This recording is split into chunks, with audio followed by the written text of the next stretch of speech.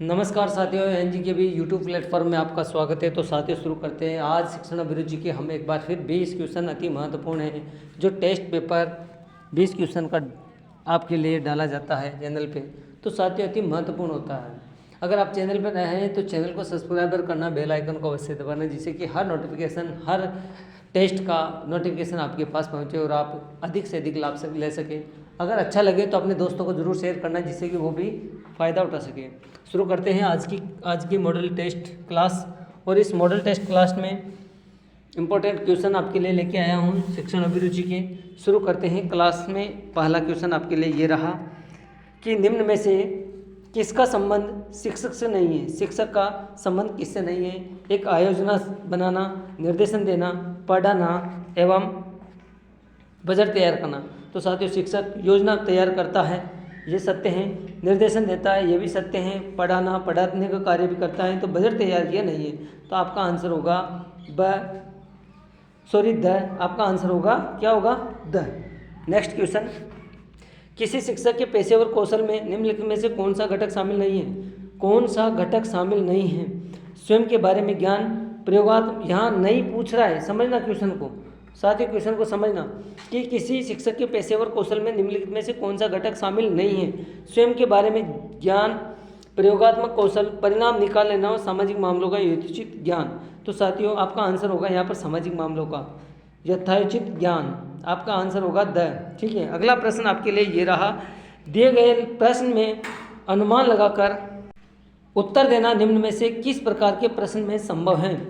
दिए गए प्रश्न में अनुमान लगाकर उत्तर देना निम्न में से किस प्रकार के प्रश्न में है संभव है? मिलाप करने वाला प्रश्न, सत्य असत्य प्रश्न, बहुविकल्प प्रश्न, उपयुक्त में से कोई नहीं। तो साथियों आपका आंसर होगा यहाँ पर सत्य असत्य। सत्य असत्य ऑप्शन दो ही होते हैं, सत्य और असत्य। इसमें अनुमान लगाया जाता है। यहाँ की मिलाप करने वाले में बहुविकल्प होते हैं और बहुविकल्प में भी ऑप्शन आंसर अलग अलग होते हैं। यहाँ पर आपका आंसर होगा सत्य असत्य, क्योंकि दो ही ऑप्शन होते हैं। यहाँ पर हम अनुमान लगा कर देते हैं। तो आपका आंसर होगा ब। अगला प्रश्न आपके लिए ये रहा स्क्रीन पर। निम्नलिखित में से कौन सा वस्तुनिष्ठ प्रकार का प्रश्न नहीं है? वस्तुनिष्ठ प्रकार का प्रश्न नहीं है। मिलाप करना या मिलाप प्रश्न, विश्लेषणात्मक प्रश्न, बहुविकल्प प्रश्न, रिक्त स्थानों की पूर्ति करो। तो साथियों विश्लेषणात्मक प्रश्न वस्तुनिष्ठ प्रश्न नहीं है, क्योंकि विश्लेषणात्मक हमें निबंधात्मक प्रश्न 100 शब्दों में, 50 शब्दों में लिखित रूप से देना पड़ता है। जबकि मिलाप में हमें वैकल्पिक होता है, बहुविकल्पी होते हैं और रिक्त स्थानों में हमें वस्तुनिष्ठ मिल पाए जाते हैं। तो आपका आंसर होगा यहाँ पर विश्लेषणात्मक। आंसर क्या होगा? विश्लेषणात्मक। ब ऑप्शन आपका। अगला प्रश्न आपके लिए ये रहा कि निम्न में से कौन सा बुद्धि का एक क्रियात्मक परीक्षण नहीं है? क्रियात्मक परीक्षण नहीं है। कोह का ब्लॉक डिजाइन परीक्षण, अलेक्जेंडर का पासा एलोंग परीक्षण और सेगुइन थॉर्न बोर्ड परीक्षण तथा स्टैनफोर्ड बिने परीक्षण। तो यहाँ पर आपका आंसर होगा स्टैनफोर्ड बिने परीक्षण। क्या होगा? स्टैनफोर्ड बिने परीक्षण। ठीक है साथियों, आगे बढ़े। तो अगला प्रश्न आपके लिए ये रहा स्क्रीन। ज्ञान के अनुसार एक शिक्षक द्वारा विद्यार्थियों को किस उच्चतम स्तर के अधिगम तक ले जाने का प्रयास करता है? संप्रत्य अधिगम, समस्या समाधान अधिगम, विनिमय अधिगम व विभेद अधिगम। तो आपका आंसर होगा साथियों समस्या समाधान अधिगम। आपका आंसर ब होगा। अगला प्रश्न आपके लिए ये रहा स्क्रीन पे। उपयोग का नियम, अनुपयोग का नियम, थॉर्नडाइक के अधिगम सिद्धांत के अनुसार किस सीखने के नियम पर है? तत्परता का नियम, अभ्यास का नियम या प्रभाव का नियम, बहु प्रतिक्रिया का नियम। तो आपका आंसर क्या होगा? अभ्यास का नियम। क्या होगा?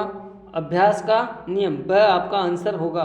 अगला प्रश्न, जब अधिगम करता किसी कार्य को बिना किसी इच्छा या उद्देश्य के अपने आप ही सीख जाता है तो उसे कहते हैं। जब अधिगम करता किसी कार्य को बिना किसी इच्छा या उद्देश्य के अपने आप ही सीख जाता है तो उसे कहते हैं अविराम सीखना, पूर्ण सीखना, अंश सीखना, प्रासंगिक सीखना।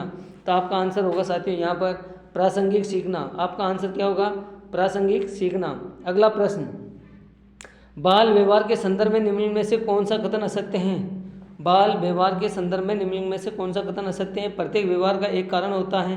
व्यवहार सदैव लक्ष्योन्मुखी होता है। व्यवहार बालक की आवश्यकताओं की पूर्ति में सहायक होता है। व्यवहार उसमें निहित कारकों को सूचक होता है।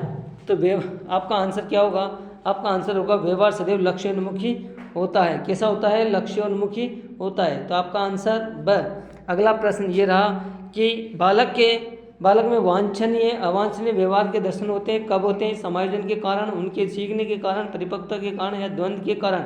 तो साथियों आपका आंसर होगा यहाँ पर समायोजन के कारण बालक में वांछनीय और अवांछनीय व्यवहार सीखने को मिलता है और देखने को मिलता है, दर्शन होते हैं। अगला प्रश्न आपके लिए, सोद्देश्य व्यवहार वह है जो कि, सोद्देश्य यानी कि अनेक उद्देशिक व्यवहार वह है जो कि आवश्यकताओं पर आधारित, लक्ष्य प्रेरित होता है, आवश्यकताओं की पूर्ति में सहायक होता है, चेतन व स्वच्छंद होता है।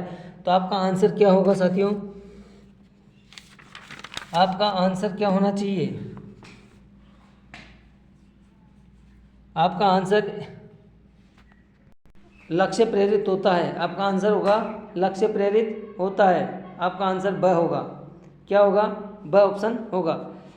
नेक्स्ट प्रश्न, एक आवश्यकता की उत्तम संकल्पना की जा सकती है। एक आवश्यकता की उत्तम संकल्पना की जा सकती है। एक ऐसा प्रलोभन जिसकी ओर प्राणी आकर्षित होता है। एक प्रेरक जो किसी प्राणी को लक्ष्य की ओर आकर्षित करता है। एक मनोशारीरिक चेतन जो उत्तक की आवश्यकताओं का जागृत करता है। और एक तनावग्रस्त व्यवस्था जो प्राणी को क्रियाशील बनाते हैं। तो आपका आंसर क्या होगा?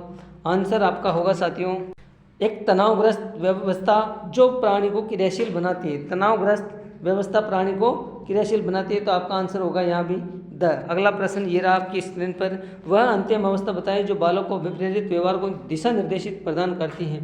वह अंतिम अवस्था क्या होती है बताइए जो बालक को अभिप्रेरित व्यवहार को दिशा निर्देशित करती हैं? एक उद्देश्य, एक प्रलोभन, एक लक्ष्य, एक आवश्यकता। तो आपका आंसर क्या? एक लक्ष्य होता है। आपका आंसर 6। अगला प्रश्न ये रहा स्क्रीन पे, समस्त व्यवहार आवश्यकताओं का परिणाम होता है तथा निम्नलिखित स्थिति के प्रति उन्मुख होता है। समस्त व्यवहार आवश्यकता का परिणाम होता है, निम्नलिखित स्थिति के प्रति उन्मुख रहता है। समस्या समाधान के प्रति, लक्ष्य प्राप्ति के प्रति, अनुभव के पुनर्संगठन के प्रति, बाधाओं के प्रति। तो आपका आंसर क्या होना चाहिए? आपका आंसर होना चाहिए लक्ष्य प्राप्ति के प्रति। आपका आंसर होना चाहिए लक्ष्य प्राप्ति के प्रति, ब। अगला प्रश्न ये रहा, मनुष्य की विभिन्न आवश्यकताओं में जो पारस्परिक संबंध प्रकट होता है।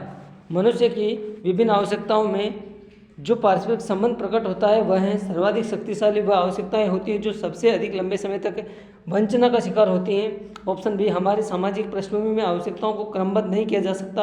ऑप्शन सी, प्राथमिक आवश्यकताएं सदैव द्वितीयक आवश्यकताओं से प्रबल होते हैं। तो आपका आंसर यही बता देता हूँ साथियों, हमारी सामाजिक पृष्ठभूमि में आवश्यकताओं को क्रमबद्ध नहीं किया जा सकता। तो आपका आंसर होगा ब। किसी व्यक्ति, अगला प्रश्न, किसी व्यक्ति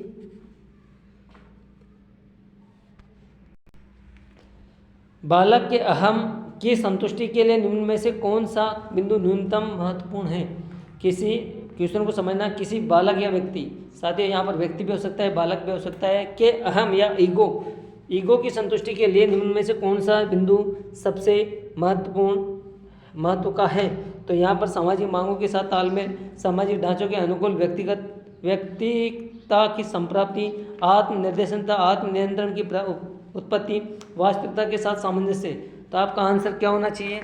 आपका आंसर होना चाहिए सामाजिक मांगों के साथ तालमेल। आपका आंसर होगा सामाजिक मांगों के साथ तालमेल। अगला प्रश्न आपके लिए ये रहा स्क्रीन पर, किसी भी आवश्यकता तथा उसके संचालन करने वाले चालकों में मूलभूत अंतर पाया जाता है। किसी भी आवश्यकता तथा उसके संचालन करने वाले चालकों में मूलभूत अंतर पाया जाता है।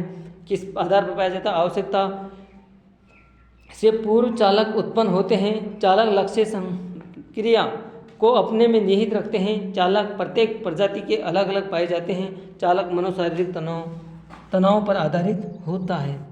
चालक मनोशारीरिक तनाव पर आधारित होता है। क्वेश्चन को एक बार फिर समझना, किसी भी आवश्यकता तथा उसको संचालन करने वाले चालकों में मूलभूत अंतर पाया जाता है। किस आधार पर पाया जाता है?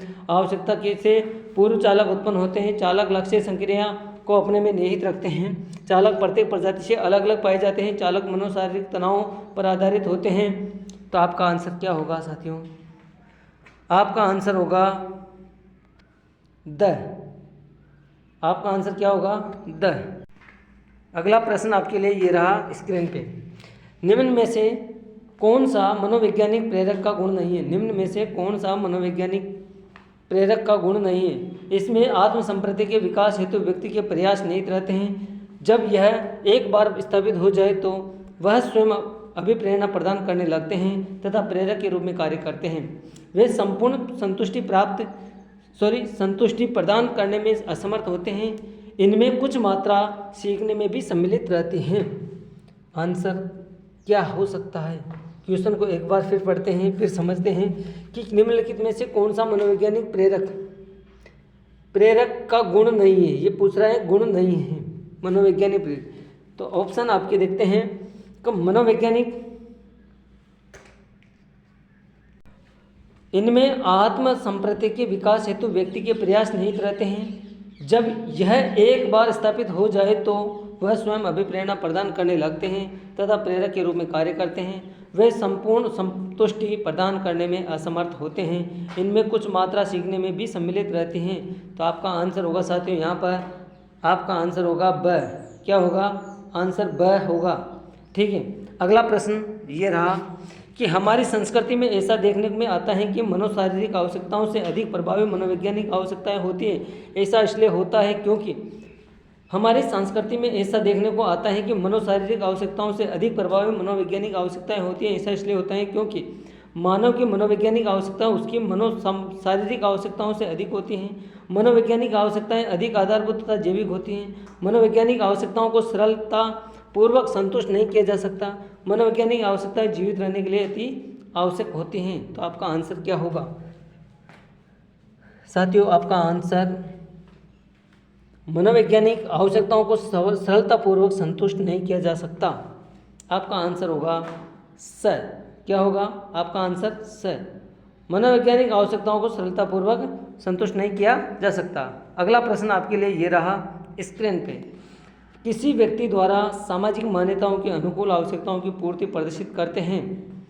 किसी व्यक्ति द्वारा सामाजिक मान्यताओं के अनुकूल आवश्यकताओं की पूर्ति प्रदर्शित करते हैं। आपके लिए ऑप्शन ये रहे, निष्पादन की उच्च उपलब्धि जहां अन्य प्रतियोगी नहीं पहुंच सकते, व्यक्ति के निर्दिष्ट लक्ष्य में सफलता, व्यक्ति द्वारा दूसरों के द्वारा पसंद एवं स्वीकार किया जाना तथा व्यक्ति द्वारा समाज के अनुकूल कार्य करने की प्रत्याशा। तो आपका आंसर साथियों यहाँ पर होगा व्यक्ति द्वारा समाज के अनुकूल कार्य करने की प्रत्याशा। तो साथियों, अगर वीडियो अच्छा लगे, प्रश्न अच्छे लगे तो लाइक करना, शेयर करना जरूर अपने दोस्तों को, जिससे कि वो भी अधिक से अधिक लाभ उठा सके। अगर चैनल पर नए हैं तो चैनल को सब्सक्राइब करना, बेल आइकन को जरूर दबाना, जिससे कि अपने साथियों के साथ आपके पास हर वीडियो का, हर क्लास का, हर टेस्ट का नोटिफिकेशन पहुंच सके और आप अधिक से अधिक लाभ उठा सके।